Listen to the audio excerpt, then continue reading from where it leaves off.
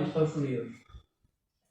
Entre 1976 y 1989 formó parte en calidad de profesor de contrabajo de la Orquesta Sinfónica de Asturias, con la que obtuvo la Medalla de Oro al Mérito de las Bellas Artes. Ha formado parte del grupo impulsor y fundador de la Universidad Popular de Gijón. Entre 1989 y 2016 ha sido profesor de acústica musical en el Conservatorio Superior de Música Eduardo Martínez Torner del Principado de Asturias y responsable del Laboratorio de Acústica de dicho centro, con el que realizó diferentes trabajos de investigación sobre el funcionamiento de los instrumentos musicales presentados en diversos congresos nacionales e internacionales. Es músico del Instituto MA, Música, Arte y Proceso, de Vitoria-Gasteiz, desde que colabora en trabajos de investigación sobre los efectos del arte en el ser humano y al que perteneció como profesor del máster en musicoterapia. En el año 2000 se adhiera al colectivo de Espacio Cerámica, formado por artistas plásticos y educadores procedentes de la Escuela Operativa Italiana con el fin de integrar arte sonoro y arte visual en el trabajo artístico de un mismo creador. Es autor del libro Acústica para Todos, incluidos los músicos, la editorial Agroparte, Vitoria-Gasteiz, y coautor de obras como La música como proceso humano, de la misma editorial, y Music Creation, de la editorial Jeffrey Books, Estados Unidos. Bueno, dejamos a Miguel Ángel entonces que nos hable sobre el comportamiento de las lengüetas dobles. Bueno, muchas gracias. No sé si coge el micrófono. A ver, vamos a coger. Se oye bien, se oye bien. Se oye bien. A ver, igual bien. Hola, hola. A ver, ¿así? O así. Bueno, empiezo así, no sé cómo voy a acabar. El tema que vamos a hablar, creo que lo voy a quitar, porque suena mucho. Intentaré hablar un poquito fuerte. El tema que vamos a tratar es un tema bastante curioso. Yo voy a empezar por el final. Fijaros, esto es un trabajo de investigación de un alumno de la Escuela de Ingenieros Superiores de Madrid, que es un trabajo fin de carrera que consistía en el estudio de las lengüetas de los saxofones. Y después el trabajo está editado en internet, se puede mirar, está libre, pero me interesa mucho enseñaros esta foto porque es el análisis modal de una de las lengüetas y se ve un poquito cómo se mueve. Es la misma lengüeta y aparecen tres modos. El de la izquierda del todo es el principal, es el que hace de válvula, que luego veréis que en realidad es una válvula, sin más. La del centro sería el segundo modo, que ves que se retuerce la lengüeta, y la tercera es el tercer modo. Trabajan todos a la vez, lo cual quiere decir que la caña está totalmente deformada. Hay otros modos más, que son los modos laterales, que aquí no están presentes. Esto, evidentemente, viene en función del material de la lengüeta, de lo que nos acaba de decir Pelayo ahora mismo, que no hay por dónde cogerla. Y esa es precisamente la parte positiva de las lengüetas, porque si utilizamos plástico de yogur, todo ese componente que tiene de fibras gordas, gruesas, agujeros y tal, se pierde. Y sí queda la nota fina perfectamente, porque la nota es la parte izquierda, sería el modo principal, pero el resto no son estos. Entonces el timbre cambia completamente. Y hay un tema muy curioso, que para evaluar el timbre o la sonoridad de un instrumento como la gaita, que es muy agudo, es muy complejo porque el oído humano no puede apenas. Porque fijaros, la nota fundamental, que es la de la izquierda, ya está muy alta de por sí. Imaginaros que un La, 440 Hz, es una nota, bueno, relativamente baja, tocáis por encima. La siguiente será el 5, son 880. Vale, pues significa que el segundo modo es el doble. El tercero, el triple, y a partir de ahí veréis que hay un momento en que el oído no lo escucha. Por lo tanto, toda la zona de arriba, que es donde está la parte interesante de la lengüeta, del oído humano no la puede escuchar porque no llega a ese nivel. ¿Qué ocurre? Que se tiene que fijar por los tonos diferenciales que hay entre esos mal llamados armónicos, que son los que dan calidad al timbre. Entonces, cuando estamos evaluando una lengüeta de plástico de yogur o de cañavera, estamos evaluando lo que ocurre en la zona superior. Alguien que tenga mala audición no lo pilla. Y entonces ahí la gente, pues vale, o sea, yogur así suena igual. Sí, afina como el otro, pero no suena igual. Pero bueno, ese es un tema así, muy dicho, muy de pasada, ¿no? Lo que sí hay que hacer una cosa, para poder estudiar las lengüetas hay que meterlas en un contexto. Y no son ni más ni menos que una válvula, que lo voy a representar así, que hace pasar una masa de aire hacia otro sitio donde hay otra masa de aire. Miréis como lo miréis, todos los instrumentos de viento son así. Desde un órgano de una catedral hasta la gaita más pequeñita que os podáis imaginar. Lo que ocurre es que hay variaciones, evidentemente, en la masa de la izquierda y en la masa de la derecha, pero siempre es este proceso. Y la caña, la lengüeta, como lo queréis llamar, que está en el centro, es una válvula que es la que controla este paso de un elemento a otro. Quiere decir esto, que el instrumento es una masa de aire.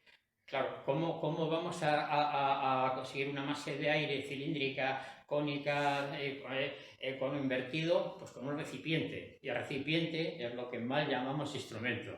O sea, la madera del oboe, del fagot, eso no es el instrumento.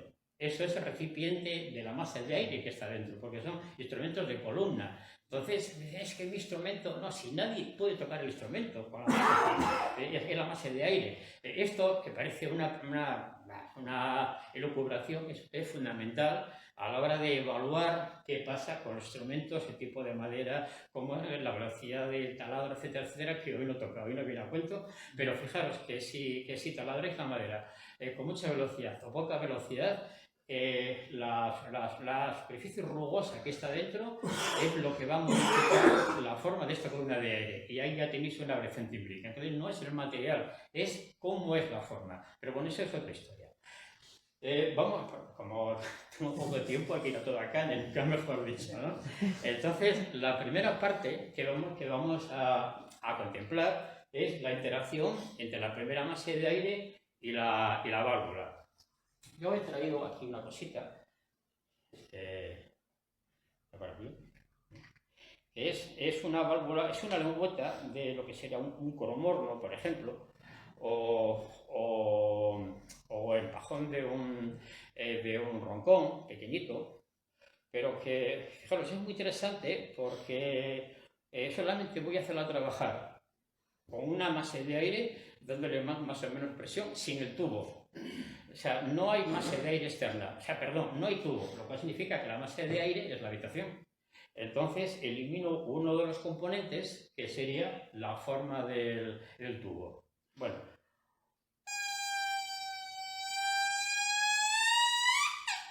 veis que tiene un margen de trabajo bastante grande, ¿no? Esto es lo que ocurre pues, cuando cogéis una caña y sopláis.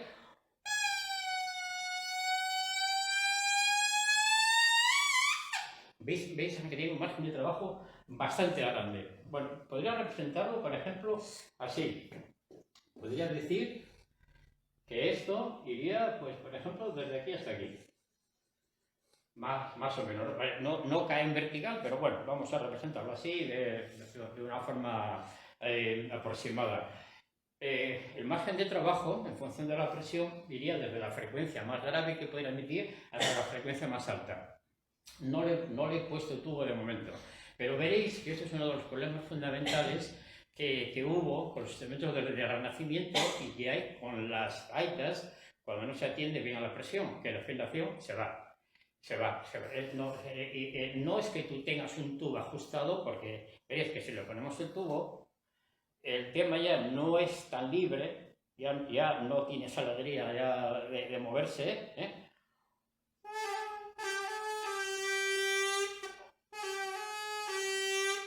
He escogido un tubo lo más cilíndrico posible, con la menor sección, para que sea el antitubo, por decirlo de alguna manera, ¿no? O sea, me voy al extremo opuesto.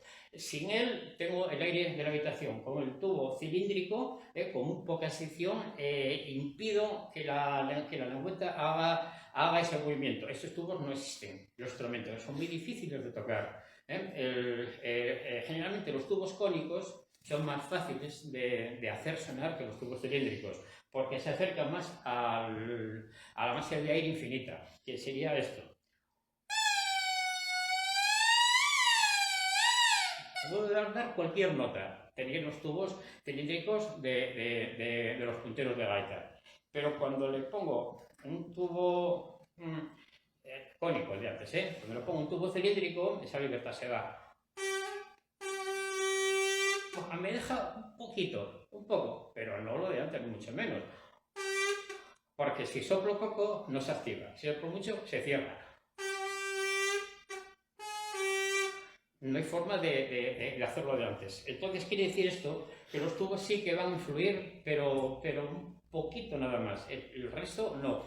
Vale, pues los instrumentos del Renacimiento, como los comornos, por ejemplo, que no había labio, la afinación se iba dinámica. En ese momento que ocurría, la dinámica no se había inventado todavía.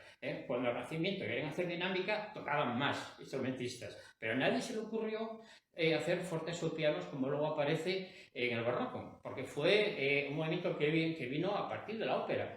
Cuando los cantantes empiezan a hacer florituras, ven que uno de los adornos es precisamente hacer dinámicas. Claro, y a ellos obligan, entre otras cosas, a inventar el fortepiano, porque los claves tienen el mismo problema. Que quieras hacer forte, pues tocas más notas, por añadido. Y hacer piano, tocas menos. Los instrumentos de viento, las flautas de pico, se fueron todas al garete poco a poco también, porque ocurre lo mismo. La flauta de pico tú no tienes control. Aunque no sea una válvula tipo lengüeta, si una válvula tipo bisel, pasa lo mismo. Que tocas el piano, se cae la afinación, tocas fuerte, se sube. Por eso la flauta, instrumento que se usa en las escuelas, es el más difícil del mundo. No se puede coger ese instrumento porque es incontrolable, ¿no? En cierta medida. Y los de lengüeta, como los comornos o como los oboes primitivos, que veis que se metía adentro la lengüeta, hasta la virola, ocurría el mismo caso. Entonces eran instrumentos que según la presión de aire, la afinación se iba. Lo que ocurrió después, que luego después lo cuento, fue que todo eso desapareció, porque no se podía hacer dinámica, se iba, y aparecen otros tipos de instrumentos diferentes. Pero vamos a ver qué pasa con el tubo. Cuando metís el tubo en funcionamiento, hay que hacer que se sincronice, que se sintonice el funcionamiento de la válvula con el tubo. ¿Qué ocurre si esta lengüeta tiene este margen de trabajo aquí? Sería frecuencia en el eje horizontal, Bueno, no sé si lo veis. Vale. Si yo tengo un instrumento que su tesitura iría desde aquí hasta aquí, ¿qué ocurre? Que solamente podría tocar las notas agudas. Las graves no me van a sonar, porque la lengüeta no lo da. Entonces veis que hay instrumentos que por el grave esto no suena, ¿no? El agudo me sale muy bien, el grave nada. O al revés, si se desplaza hacia acá, sería todo lo contrario. Si el tubo, si el instrumento fuera más agudo, pues aquí los graves muy bien, los agudos no. Entonces, ¿qué tengo que hacer? Tengo que ajustar esas dos líneas, una encima de la otra. Y aquí viene todo el trabajo que hacéis de limar, lijar, recortar, etcétera, etcétera, etcétera. Y hay una especie de regla mnemotécnica, por decirlo así, o un juego, como lo queréis llamar, para entender qué es lo que estáis haciendo, que es pensar en una lengüeta ideal que sería similar a un péndulo. Voy a borrar por aquí. Bueno, si puedo, no sé. Me parece que esto no borra. Sí, marco para siempre. A ver si. Marco para siempre. Vale, no sé. No, esto no es. No está. Bueno, no quiero quedar bueno, a ver, vamos a. Sí. Bueno, subo. No pasa nada. A ver si podemos apañar. No nos va a dar tiempo, déjalo, no te preocupes. Fijaros, un péndulo. El péndulo, todos sabemos que es un soporte y un peso que está al final. Y esto se mueve, oscila libremente, ¿no?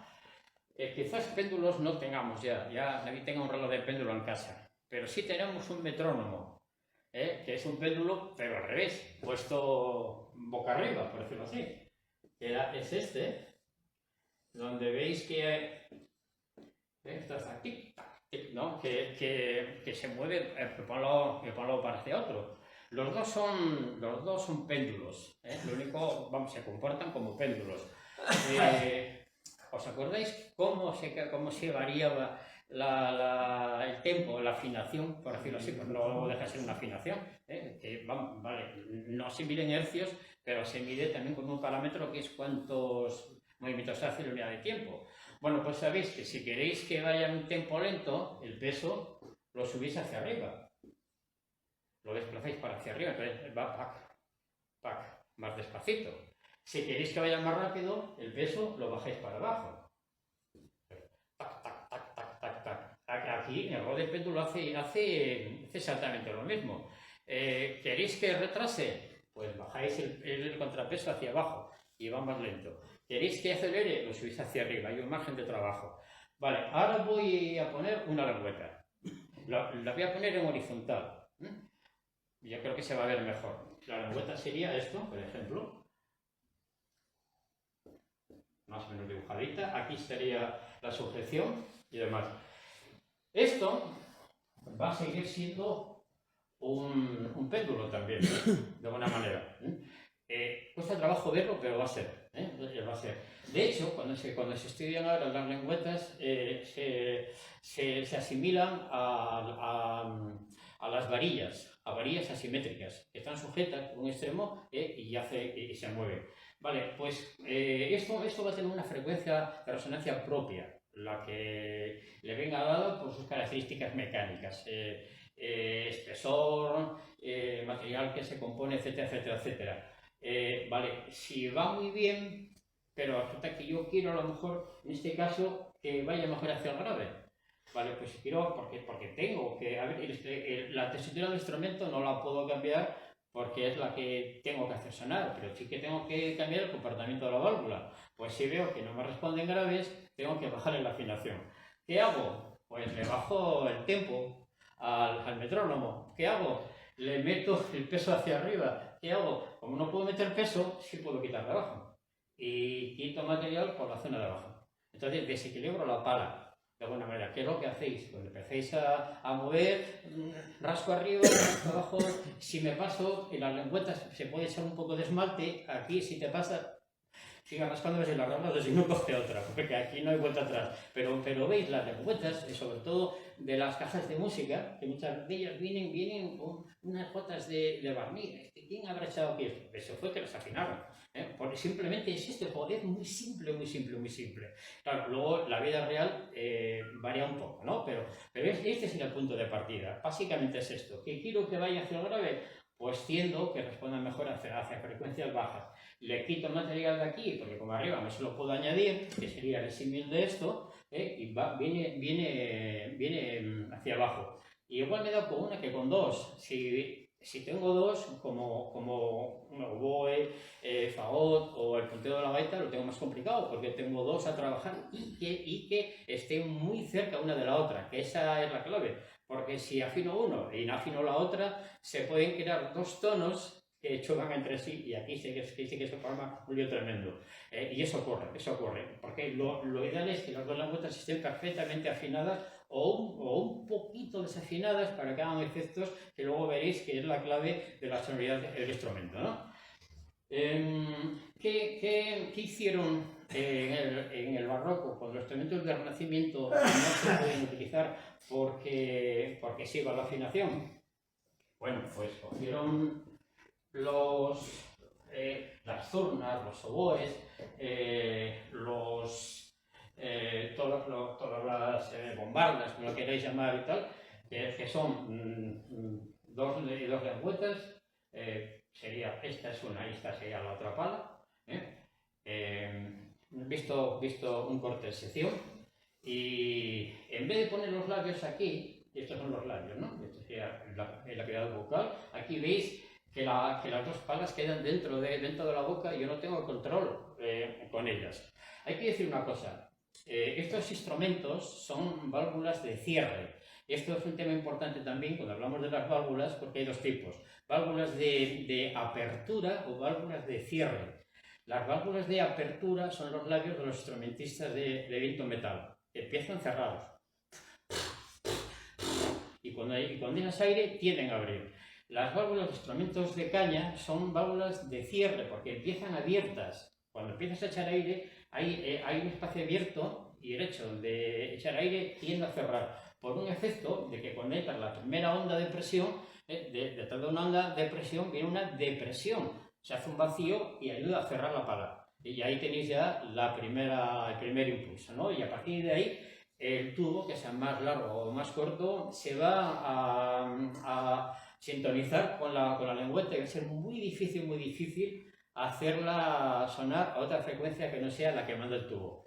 A no ser que parezcan multifónicos, que haya agujeros ya, que el tema se complica mucho y no viene a cuento. Pero digamos que la primera onda de presión que entra en el tubo, al llegar al final, choca con la presión atmosférica del exterior y hay un rebote. Y ese rebote es el que viene hacia atrás, le da un pequeño empujoncito a la pala y ayuda para abrirla. Claro, aquí el instrumentista tiene que jugar, o el que fabricó la lengüeta, con esa elasticidad para que funcione, y eso lo hacéis ya de forma tácita, ¿no? De ahí buscando, rascando, etcétera, etcétera. Bueno, pues ¿qué hicieron en el barroco? Como esto no funcionaba, echaron el instrumento para afuera y automáticamente los labios se posicionan encima de las palas, y aquí aparece el invento del oboe. El oboe moderno no es ni más ni menos que un oboe antiguo, que no se llama oboe, pero con los labios metidos en la pala. ¿Y qué estamos haciendo? Lo mismo que antes. En principio, para empezar, luego después se ven cosas más raras, pero en principio veis que tanto si apretáis, cuando apretáis equivale a meterle masa. O cuando liberáis equivale a quitarle masa, pero estamos desequilibrando la pala exactamente igual que hacíamos antes. Lo único que ahora los labios son mucho más versátiles y pueden hacer muchas más cosas, porque podemos jugar con presión, con presión de aire, con presión del labio, haber más labio, menos labio. Aquí ya todo un mundo que los instrumentistas es lo que estudian y por eso suena lo que suena, ¿no? Es mucho más versátil y muy complejo, pero básicamente como punto de partida la idea fue esa. Que voy a tocar fuerte porque sé que quiero hacer un fuerte, la afinación se va a ir hacia arriba, por lógica. ¿Qué hago? Pues contrarresto y le meto peso en la parte apical, en el ápice, para que ella tienda a bajar y contrarresto. Que voy a tocar piano, sé que la afinación se va a bajar, libero parte final para que la pala suba y de una manera controlo, que eso es lo que están haciendo básicamente. Claro, con la flauta, que no viene a cuento, pero lo cuento, lo que hicieron fue los instrumentos de bisel, pero de tipo no flauta de pico, de tipo travesera. Si tú desvías el chorro de aire al bisel hacia un lado o hacia otro, ya tienes el cambio de la afinación. Por eso los flautas de pico se fueron todas al garete. Se dejaron de usar porque no puedes hacer dinámica con ellas. Las flautas traveseras sí, porque según giras, que lo que hace el instrumentista de forma un poco casi intuitiva, mantiene la afinación. De esta forma, de alguna manera, tenemos controlado todo el sistema. Lo siguiente que se podría contar aquí ahora pues sería el tema de qué ocurre si esto no está perfectamente sintonizado, o demás, que de alguna manera hay instrumentos que las notas van a salir en sonidos extraños, muy extraños, como puede ser, por ejemplo, este otro que tengo aquí. A ver si me olvidan. Esto es un instrumento muy bizarro porque está mal hecho. No lo veis desde ahí, pero simplemente es un colomborno, la lengüeta está aquí metidita y tiene un agujero. Entonces, cuando soplo con el agujero abierto, sería... Y cuando cierro el agujero, la afinación sube. ¿Está aquí? Pues al revés. Al revés, ¿no? No, es así. O sea, cuando... aquí hay un agujero. No lo voy a soplar porque ya lo chupé yo, entonces, ¿no? Pero fijaros, bueno, lo veis, es que no entra para ni cartón, O sea, el agujero abierto. Y cuando cierro el agujero, sube la afinación. O sea, ¿no da algún armónico raro por ahí? Claro, porque está tan mal hecho el instrumento, está tan mal hecho que no hay por dónde cogerlo. Entonces, la lengüeta no está perfectamente sintonizada a la longitud del tubo. ¿Qué ocurre? Que salta a eso que veis ahí. Como la de izquierda, que es efecto de válvula, no lo puede hacer, pero las lengüetas sí que pueden hacer sobretonos. Si lo hacen, tiendo a que salte uno de ellos. Eso es lo que os pasa cuando cogéis un instrumento que la lengüeta no está sintonizada y tocáis y salen una cosa rarísima, pitidos y tal. No os preocupéis, no pasa nada, simplemente es que no están sintonizados los dos sistemas. Claro, hay que empezar a mirar a ver cómo se hace, ¿no? Pero las lengüetas no dan un tono solo, dan una multitud de sobretonos enorme. Cuanto más, digamos, cuanto menos, ¿cómo se llama? Cuanto menos uniforme sea el material, más complicada es la historia. Y curiosamente, todos esos parciales superiores que no son armónicos, aunque digamos armónicos, porque no siguen la serie armónica, lo cual es bueno, porque nos da una riqueza tremenda, es lo que da calidad a las lengüetas. De esa forma, tú puedes hacer tonos superiores como hacen el metal. A ver, una lengüeta es difícil, pero cuando se hace multifónico con instrumentos de viento, lo que se juega es con esto precisamente. Que es romper toda la lógica del instrumento, romper toda la idea que hizo Boeing para que no ocurriera eso y hacer el camino opuesto. Y precisamente sacar todos esos multifónicos que son no afinables. Porque, a ver, no afinables entre comillas, no afinables por escala temperada, pero sí afinables por otra cosa, ¿no? Entonces, tengo que acabar ya porque creo que me estoy pasando del tiempo, y no sigo, venga, ya... Es muy interesante, ¿no? El problema es que tenemos mucho no sigo, luego si queréis comentamos algo o lo que sea, pero bueno, he querido esbozar 4 cosas básicas que sería lo que ocurre con las lengüetas ideales, el punto de partida, y a partir de aquí, claro, toda la complejidad del material que estés utilizando. A ver, ¿por qué no funcionan, entre comillas, los materiales sintéticos? Porque son muy homogéneos. Y es muy predecible. ¿Qué es lo que se pueden hacer las lengüetas con impresión en 3D, con todo? Bien, funciona, afinan perfectamente, entre comillas, pero no dan calidad porque no la puede dar, porque precisamente esa desviación de la serie es la sonoridad. Que la sonoridad no es que suene más, es que hay tantísimos sobretonos tan diferentes unos a otros que se generan por tonos diferenciales una riqueza tremenda que no existe, que lo crea el oído por tonos diferenciales. Son todos los sonidos que se inventa el oído, el ser humano. Y esa es la riqueza, exactamente que las cuerdas. ¿Por qué las cuerdas de tripa, instrumentos de cuerda, son mejores que las cuerdas de acero? Porque la tripa es uniforme, es imposible hacer una tripa perfectamente uniforme. Por lo tanto, no sale un segundo armónico y tercero, no, va muy desviado. A ver, no tanto como para que, qué mal suena, van bien, pero no van con la serie ideal. Una cuerda de acero es más predecible, una cuerda de tripa es impredecible. Y a partir de aquí tenemos ya que hablar de por qué la gente quiere amplificadores de válvulas y no de transistores, porque ocurre exactamente lo mismo. No sé si estáis puestos en el campo de alta fidelidad, pero cuando se inventó el transistor dije, esto es un equipo, ¿qué más suena mejor el de válvula? El de válvula lo que hacía era generar una distorsión armónica de orden par superior tremenda. Metía mucha basura, entre comillas, pero eso era lo que le gusta al oído. Pues a fin de cuentas, cuanto peor es la caña, entonces mejor. Cuanto peor es la cuerda, mejor. Y cuanto más antiguo el amplificador, mejor. Muy bien. Y ya está.